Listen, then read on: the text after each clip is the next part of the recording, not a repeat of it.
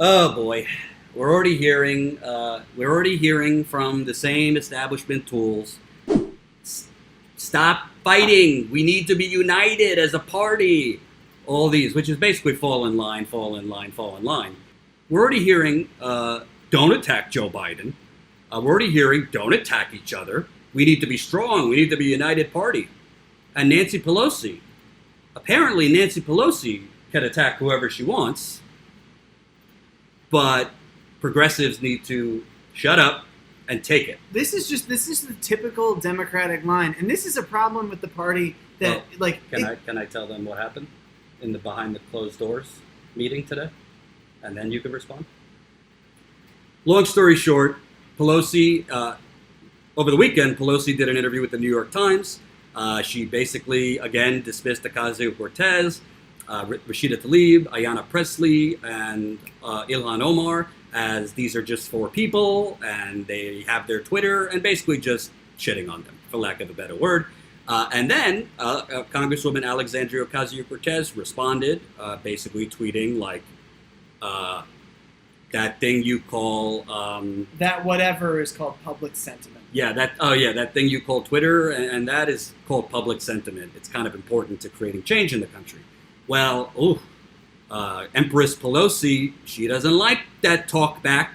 She's like a mother. Don't you talk back to me or I'll put soap in your mouth, which my mother did often when I was a kid. So after all that, Pelosi had a private meeting with her caucus, including the progressives, and basically told them, cut it out, no more tweets. You got a complaint, you come and talk to me about it, Pelosi told Democrats, according to a source in the room. But do not tweet about our members and expect us to think that that is just okay. So basically, she's saying, I do what I want. Loyalty, loyalty, loyalty. It is the lifeblood of the Democratic Party post-Clinton. It is this idea that comes from the top and goes down to the local level, that if you dissent, you are disloyal, and that cannot be tolerated. The Democrats must put forward a united front. And really, I think this is ridiculous, because dissent and discussion is how you avoid things like groupthink. And if I had to give a modern example of groupthink, it would be, well, only a centrist candidate who does exactly what Hillary Clinton did in 2016 is electable. Like that's, but with a few tweaks, but like,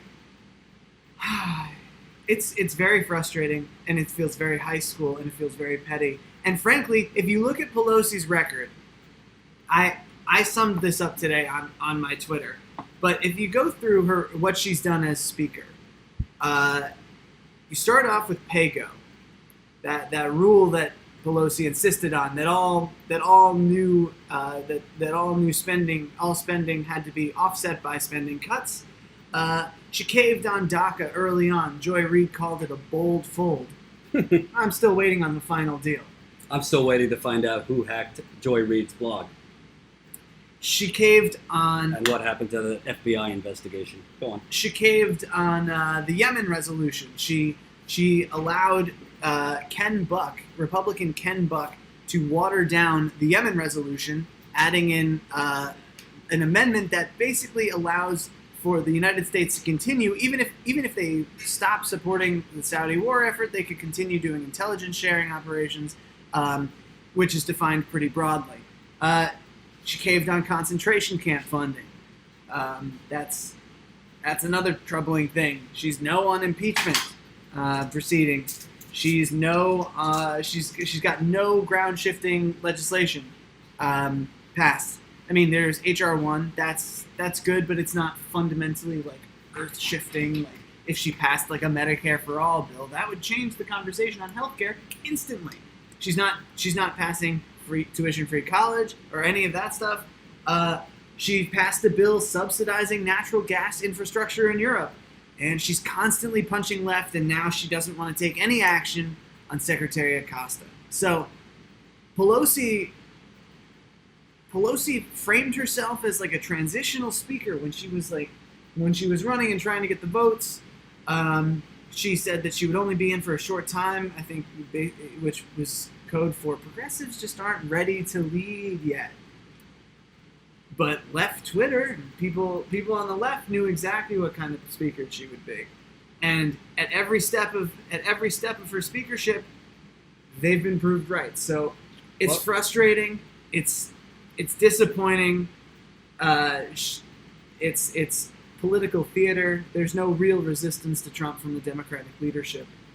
And those 4 women that she singled out have done more in a few months than she's done in her entire career to push a progressive agenda. And I welcome anyone to try to disprove that. Basically what she said, as a Speaker of the House, I'll speak, you shut the fuck up. That's what she's saying. And what I find so interesting about this, Nancy Pelosi knows exactly what she's doing. She knows, I mean, I'm not saying the Speaker of the House, like his or her words has the same weight as the president. I mean, the president's words, the stock market goes up and down, countries around the world change things based on the president's words.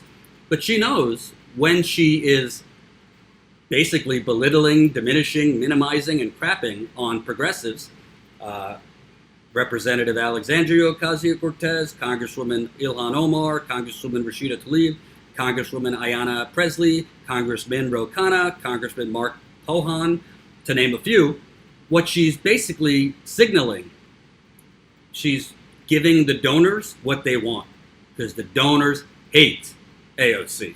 They hate these new progressives, almost as much as they hate Bernie Sanders. What she's also doing is telling Ocasio-Cortez and these others, you want to have your little political revolution? You want to have your little, tweets and followers? Okay. You think you're going to be on these committees next term? You think you're going to have any opportunities to do anything in this Congress? I will put you so far in the back bench. Oh, by the way, I'll also make sure your primary challenger is well funded, because obviously the corporate Democratic establishment is going to find somebody to primary Ilhan Omar, Alexandria Ocasio-Cortez, probably Rashida Tlaib, and others I mentioned. So she's not just saying don't tweet. There's other inferences in there, and it's basically threatening them. You want to win on Twitter, and you want to have your little political revolution? Well, I'm going to show you what reality is. Well, if only she would spend that much time fighting Trump, or fighting for progressive causes, or Pelosi has shown more animosity towards 4 women of color in her own party than she has against an administration that is running concentration camps along the southern border committing genocide. I'm in the camp. I'm in the camp that disagrees with that term, but that's for another day. Go ahead.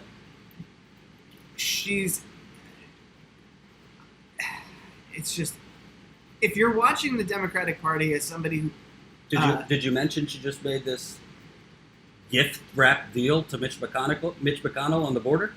Did you mention that? Yeah. Okay. Earlier, but she's not really doing anything to resist Trump. I mean, for all the talk of resistance and for her golf clap or whatever that was, when you look at the record and you look at what she's done, she hasn't done much. She hasn't really done anything. So I don't know. It's disappointing because obviously I would like to see a stronger Democratic Party opposing this administration. I would like to see a more progressive Democratic Party.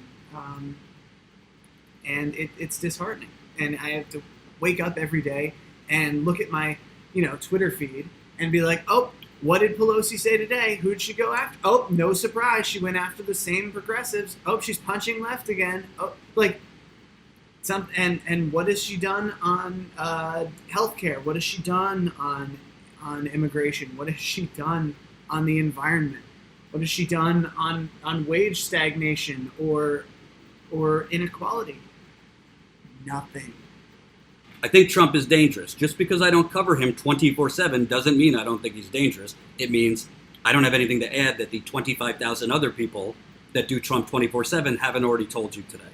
But what's scary to me, I want to defeat Donald Trump. more than anything, to the point that I might even vote for people that I don't particularly find to be acceptable, only because I put a bet, and I said this in 2016, I could deal with 4 years of Trump. If you put a gun to my head, I prefer 4 years of Trump and an activist explosion as a result of 4 years of Trump than 8 years of Hillary Clinton. But I think 8 years of Donald Trump is a non-starter. I think somebody like Donald Trump getting reelected without the threat of no election to win, I think could actually just devolve into closer comparisons with like true fascists around the country. I also think do not put it beyond Donald Trump or the Supreme Court that he has put in place to try and change the Constitution where he could serve more than 2 terms. I do not put that past Donald Trump at all, because that's how his brain works. I also think Donald Trump unleashed with another term. You think it's bad now with these, whatever you want to call it. You say concentration camps, I say detention centers. You think that's bad now? You think the bigotry towards Muslims, towards Mexicans, towards black people, towards LGBT? Give him 4 more years. This is a man who is fomenting a crisis at the border by trying to overcrowd and not provide for these facilities. Mm-hmm. I mean, this is a guy who is arming Saudi Arabia and giving them nuclear material while they wantonly commit genocide in Yemen. He is extremely dangerous, and I think that is something that can't be stressed enough. And part of the disappointment with Pelosi and the leadership, the really most of my disappointment with them, besides not fighting for progressive policies, is the fact that not fighting for these policies, I think, hinders the fight against Trump. I think that if you want to beat Trump, you have to embrace a progressive. Well, I also think that, and you have to beat him. Let's put it this way, and this is the media environment we live in, where like things that would have been like stories still. Donald Trump was credibly accused of rape 2 weeks ago. It's totally out of the news by a columnist who I think 2 other people verified that she spoke up about it. I forget her name, but she said that he raped her in the dressing room or changing room at a local department store here in New York City. Donald Trump has also been accused by 16 other women of either harassment, groping, or rape. So Donald Trump is a bad individual. He has authoritarian tendencies, and I think another 4 years of him. I hate the corporate Democratic establishment. Don't get it twisted. But I think he is too dangerous to take that risk. Why I am so critical of Nancy Pelosi and the Democratic Party establishment? I want to get rid of Trump so bad. I am telling you. I am showing you. Iceberg right ahead. That is why this is so dangerous. I love that it's a yacht, too. That is why it is so dangerous. Colin Tooley with the amazing graphic. Colin is a great graphic designer. He makes good stuff for us. It is so dangerous to be pushing forward people that any objective person, not clouded in ideology, not clouded in delusion, not just trying to protect their own money, any objective person that understands politics and most importantly understands the mood of the country knows Joe Biden will lose to Donald Trump. I guarantee it.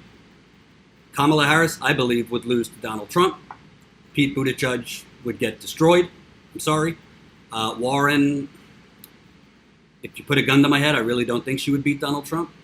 To me, I think Bernie Sanders is the contrast needed to defeat Donald Trump. And by the way, if you read into the polls, Bernie Sanders is the only one plucking away white working class voters with non-college degrees. That is the Trump voter. We could have a discussion about white working class and whether we should go for white working class, whatever. Point is, Bernie Sanders in a lot of these polls has been plucking away white blue-collar workers without a college degree. That is who Trump dominated. So that's why I'm critical of them, because I think it's so dangerous for the Democratic Party to be putting forward candidates that honestly, by political history of the last decade are losers. There's also the moral imperative, right, about addressing issues like climate change and healthcare and inequality. I mean, people are dying. People are dying, and if we don't do something about climate change... Did you see D.C.? Washington, D.C., just from rain, is now flooded in many parts. And flooding is becoming more normal, and coastal cities in the U.S. will take a beating, and poor areas, people who live in the poorer areas of those cities are going to take the heaviest beating, and people who live in poorer countries that are vulnerable are going to suffer hugely, and we'll have more refugees from climate change. There is a real moral imperative to address these issues. There is an urgency, and there has to be an opposition party that understands that, appreciates it, and is willing to act on it, and that is the last thing I will say about Pelosi. Hope you enjoyed that last video. Hop on over to statusquo.com where you can sign up for our email list and become a member for as low as $5 to $10 a month. Membership is how we grow. That's statusquo.com/join. And remember, join our email list so we can grow the revolution with you.